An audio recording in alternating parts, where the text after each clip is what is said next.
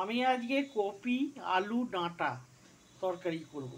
ওগুলো আগে ভেজে রেখেছি, তাতে মশলা দিচ্ছি। দেখো, ছোট সাইজের দুটো ফুলকপি নিয়েছি, দুটো আলু দিয়েছি, একটা বড় পেঁয়াজ দিয়েছি। তাতে মশলা দিচ্ছি, দেখো ফোড়ন দিচ্ছি, তেজপাতা, শুকনো লঙ্কা, জিরে, 5 ফোড়ন। আর এদিকে গুঁড়ো মশলা, ধনে, জিরে, নুন, হলুদ, একটু গুঁড়ো লঙ্কা আর একটু সর্ষে পোস্ত বাটা। পেঁয়াজগুলো তুলে দিই। এই ফোড়নগুলো দিয়ে দিয়েছি, এবার পেঁয়াজটা তুলে দিচ্ছি।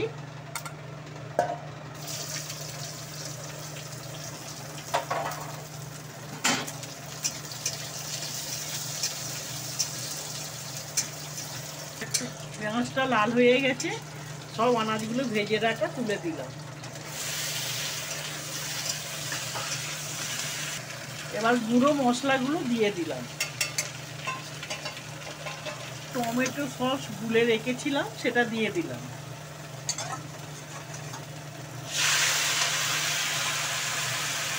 সর্ষে পোস্ত বাটাটা দিয়ে দিলাম।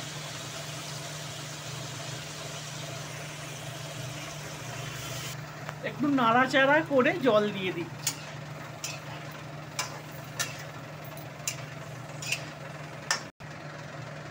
আর একটু জল দিলাম।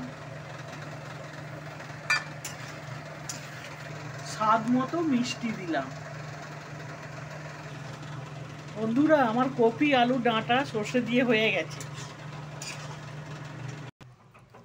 ডাঁটা আলু কপি দিয়ে রেসিপিটা রেডি। কেমন লাগলো জানিও, আর চ্যানেলটা ভালো লাগলে সাবস্ক্রাইব করে দয়া করে পাশে থেকো।